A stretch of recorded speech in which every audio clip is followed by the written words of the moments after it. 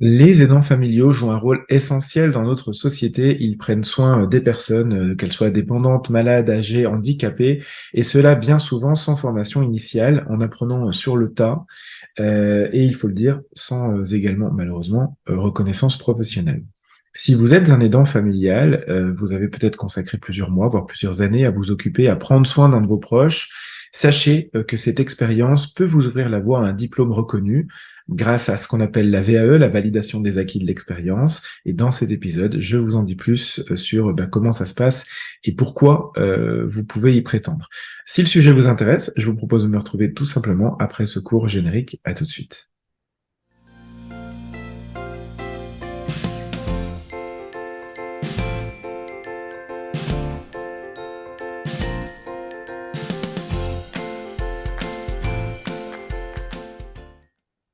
Bonjour à tous, j'espère que vous allez bien. Si vous êtes nouveau sur cette chaîne, je m'appelle Julien, je suis ingénieur de la formation et des compétences. C'est un Master 2 que j'ai obtenu par la VAE. Je suis également coach professionnel et mon métier, c'est le développement des compétences pour adultes au travers le coaching, la formation et bien sûr la VAE. Avec mon équipe de coach, j'accompagne à la VAE depuis 2015 sur tout type de diplôme, tout domaine et tout niveau. Et dans ces épisodes, je vous partage tous les vendredis un maximum de retours d'expérience, de trucs, d'astuces et de bonnes pratiques pour vous aider à vous lancer du mieux possible dans la démarche de VAE et j'espère de tout mon cœur la réussir. Alors, l'épisode du jour s'adresse aux aidants familiaux. On estime qu'il y en a à peu près 11 millions en France, selon le mode de comptage, en fonction de la façon dont ils interviennent dans leur aide. Et parmi ces 11 millions, il y en a un peu plus de 5 millions donc, qui vont réaliser ce qu'on appelle des actes de l'aide à la vie quotidienne. Et donc, ils vont intervenir sur énormément de sujets. J'en ai listé quelques-uns pour vous permettre de vous identifier, savoir si c'est des choses que vous avez développées.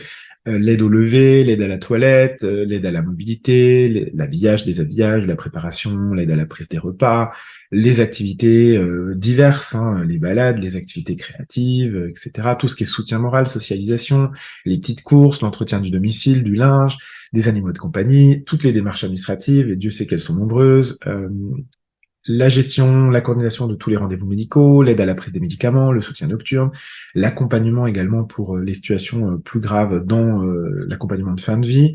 Bref, la liste, elle est inépuisable et j'en profite au passage pour vous dire l'admiration et le respect que ça vous porte. J'imagine à peine la charge mentale, physique et émotionnelle que ça a déjà, donc de faire tout ça, mais de le faire en plus avec une personne avec qui on a un lien. Bravo, merci à vous, je vous le dis au passage parce que je pense qu'on en a besoin.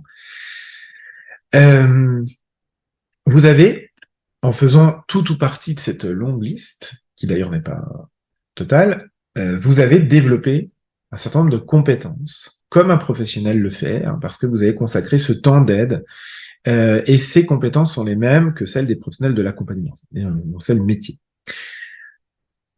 Par conséquent, ça va vous permettre de prétendre à un diplôme qui peut être un tremplin vers de nouvelles opportunités. Et c'est la raison pour laquelle aujourd'hui je voulais vous parler de ce sujet et faire un épisode consacré aux aidants. Alors pourquoi engager une VAE en tant qu'aidant familial? Je ne vais pas redire tout ce qu'est une VAE. Vous avez énormément de ressources, que ce soit sur cette chaîne YouTube, sur notre site internet, pour savoir ce que c'est.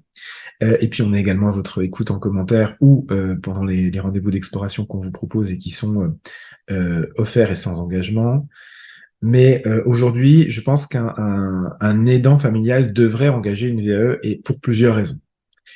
Il y a trois grandes familles de raisons. Les deux premières sont communes à tous les gens qui veulent faire une VAE et la dernière est vraiment spécifique aux aidants familiaux. Donc je vais aller vite sur les deux premières, c'est tout ce qui concerne la reconnaissance professionnelle. D'abord, en tant qu'aidant, c'est toutes les compétences que vous avez acquises, elles ne sont pas été formalisées par une formation initiale. Vous pouvez les faire valider officiellement et avec ce diplôme, vous allez pouvoir envisager une reconversion professionnelle dans le secteur du médico-social, ce qu'on appelle aujourd'hui le CARE, que ce soit en tant qu'aide-soignant, en tant qu'auxiliaire de vie ou autre. Mais vous pouvez aussi bénéficier d'un diplôme qui va vous permettre de poursuivre vos formations, d'autres formations et continuer à monter en compétences. Dans tous les cas, vous pourriez envisager des postes mieux rémunérés et avoir une meilleure stabilité de l'emploi. La deuxième grande famille, c'est toute la valorisation personnelle. Faire une démarche de VAE, faire reconnaître ses acquis, c'est de la reconnaissance, c'est de la valorisation personnelle qui va vous permettre de faire reconnaître votre engagement, votre dévouement, également d'avoir un impact sur votre confiance en vous. Et j'en parle dans de nombreux épisodes sur cette chaîne, donc je ne vais pas non plus revenir dessus. Je vous invite à les consulter si le sujet vous intéresse. Au-delà de ces deux grandes familles, j'y vois une troisième qui est vraiment spécifique à la population d'aidants familiaux, qui est de l'ordre du ce que j'appellerais le processus thérapeutique. Alors évidemment, un avertissement, la VAE ne remplacera jamais un soutien médical et psychologique que vous pouvez trouver dans la communauté de médecins et de professionnels de la santé mentale. Pour autant, le fait d'engager une VAE demande une certaine introspection, une certaine prise de recul sur votre parcours et peut vous aider à donner du sens à votre expérience, à la valoriser. Et si c'est le cas, je pense apaiser certaines blessures émotionnelles que vous pouvez avoir. Si on fait sa VAE pendant qu'on accompagne la personne, ça peut être impactant en termes d'estime de vous, en termes de soutien moral, en termes d'affirmation de vous et même de sentiment d'appartenance à une communauté, parce que je pense qu'on peut parfois avoir le sentiment d'être isolé, de se sentir seul. Or, rejoindre la communauté des aidants familiaux, ça peut être un vrai plus pour évacuer une partie de ce sentiment de solitude. Et pour ceux qui ont perdu la personne qu'ils aidaient, bien l'AVE peut servir de transition, d'étape de reconstruction personnelle et professionnelle en donnant une forme de sens à cette expérience passée. Voilà. Excusez-nous, il y a un peu de bruit. Je voudrais terminer cet épisode en vous proposant une bonne nouvelle et un avertissement. La bonne nouvelle, c'est que, je commence toujours par la bonne nouvelle. La bonne nouvelle, c'est que le gouvernement a souhaité rendre l'accès plus facile à la VAE pour les aidants familiaux et qu'il existe aujourd'hui des solutions, des aides financières qui n'existaient pas auparavant pour bénéficier d'un accompagnement à la VAE sur un des diplômes du médico-social. C'est intéressant et ça nécessite peut-être de s'y pencher. Mais je voudrais nuancer aussi ce propos avec un avertissement. C'était que je donne à tout le monde, donc a fortiori à vous, aidants familiaux, c'est de vous engager dans la démarche de VAE, mais en conscience. Parce que même si elle est simplifiée avec la réforme qui est en cours, elle va réclamer de l'investissement, de l'énergie de votre part.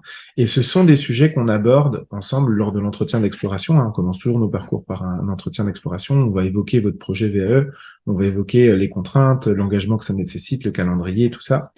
Et aussi l'organisation personnelle que ça implique. L'objectif, c'est de vous lancer, à mon avis, uniquement si vous pouvez concilier votre charge d'aidant, les autres domaines de votre vie, parce qu'il faut continuer à entretenir les autres domaines de votre vie, que ce soit votre carrière professionnelle, vous occuper de vous, de votre famille, etc. La santé, le sport, tout ça. Et donc, concilier tout ça avec en plus une VAE, parfois, ça va vous demander un vrai challenge. Donc, je vous alerte là-dessus. Je vous demande de bien réfléchir en amont. Mais des solutions existent, peut-être est-ce le moment de s'y intéresser, peut-être un peu plus tard, je plante une graine et j'espère qu'elle va pousser. Voilà ce que je voulais vous dire aujourd'hui. J'espère que vous avez aimé cet épisode. Si c'est le cas, n'hésitez pas à mettre j'aime, à partager, à suivre la chaîne. Je vous invite aussi à vous inscrire à notre newsletter disponible sur le site jacef.com qui devrait, au moment où je lance cette vidéo, être refondu. Donc, je vous laisse aller le découvrir. Et puis, quant à moi, je vous dis à la semaine prochaine si le sujet de la VAE vous intéresse. D'ici là, portez-vous bien. Je vous embrasse.